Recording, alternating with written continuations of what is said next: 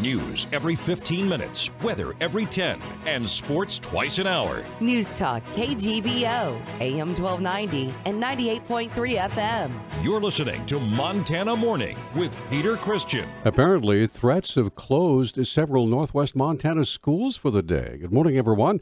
Montana Morning, Thursday, September 14th, 2017. Skies cloudy. We have some rain in the area, 59 degrees in Missoula. Big change in the weather. Looking for a 90% chance of rain and wind and much cooler temperatures for the next few days. How about that? Hopefully it'll help the firefighters and the air quality conditions as well. Our newscast this morning, sponsored by Missoula Building Industry Association Parade of Homes and Remodeling Tours, coming up starting tomorrow through the 17th, featuring some of the most beautiful living arrangements in the Missoula area. I get more information at buildmissoula.com. One of our top stories this morning, multiple school districts are closed in northwest Montana today because of threats to schools. NBC Montana is reporting that all schools in Columbia Falls, Kalispell, Whitefish, Evergreen, West Valley, and Big Fork are closed.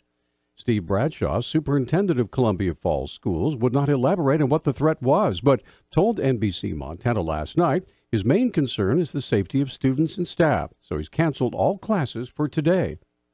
In response, Flathead County Superintendent of Schools Jack Eggensberger said the threat was only made to Columbia Falls schools, and other schools were only closing as a precaution. He reiterates no direct threats were made to Kalispell, Whitefish, Evergreen, West Valley, or Big Fork schools, but they're closed anyway today.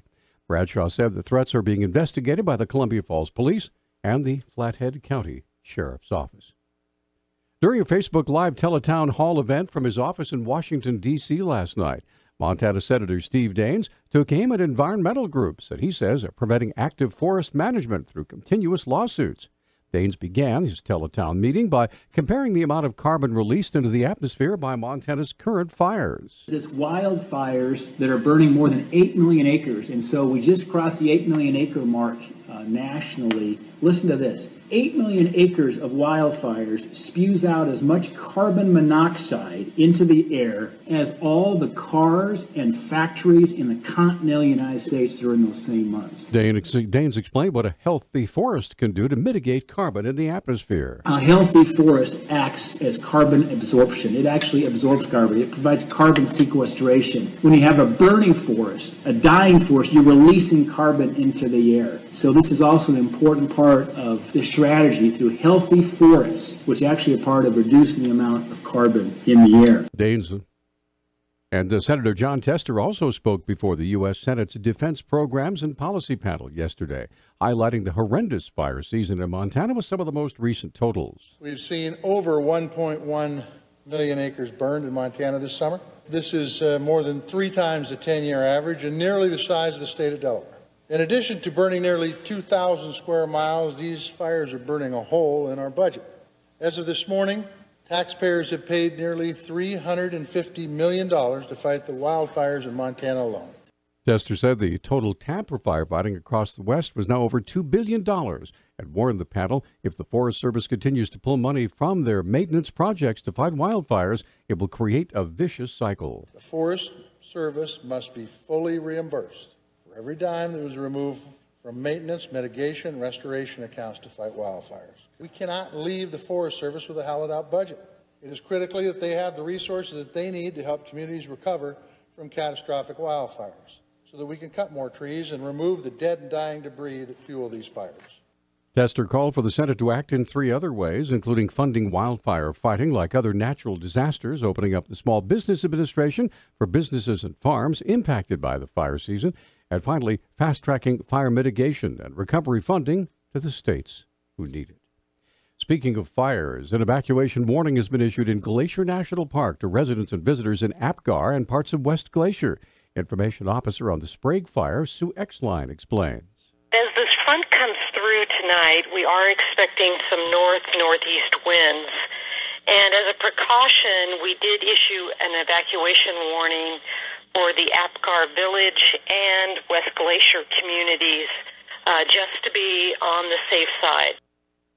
Exline explains the procedure should the fire force the status from warnings to evacuation orders. The area that the folks are running running around the park is the west side, and it's a very small area. The National Park Service and Flathead County Sheriff's Office are prepared if there is a situation where they do have to evacuate. They are ready to do that, and they will go door to door to the residents. Most of the people that are in the park are staying in the campground, so the National Park Service will be handling that. X-Line said the Sprague fire was started by a lightning strike on August 10th and has grown to almost 15,000 acres. It's contained within the boundaries of Glacier Park.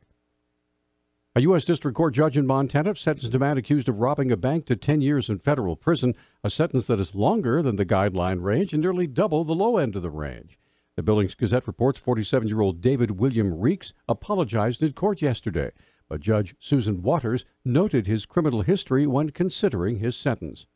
Reeks was previously convicted of robbing a casino for which he served about 10 years in state prison. He pleaded guilty in April to a January 31st Montana bank robbery at Valley Federal Credit Union.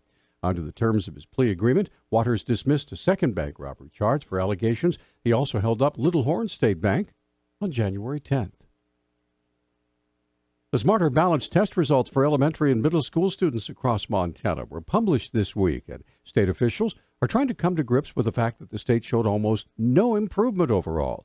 Only half of state students tested proficiency in English language arts, 41% proficient in math.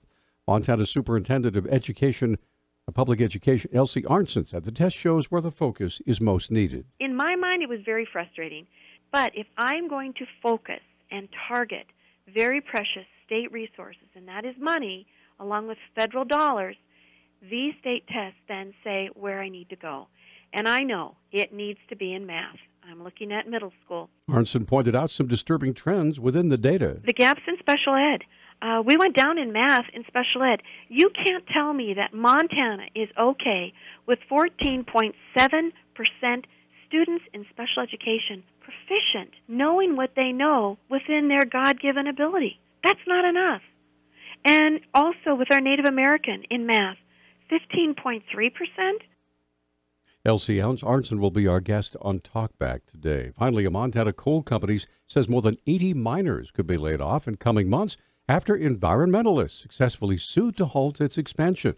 Signal Peak Energy President Brad Hansen said in a court affidavit filed Monday about 30 employees at the Bull Mountain mine north of Billings could run out of work by the end of October. Another 50 workers would run out of work by next March. Our News Talk time is 6:12. Newstalk, KGVO. Missoula's official weather station. Mostly cloudy to cloudy skies with areas of rain. Daytime highs will be comfortable as we stay in the low 60s. Winds will be a bit breezy, though. We could see our winds gusting as high as 20 miles per hour. I'm meteorologist Brooke Foster for Missoula's KECI 13.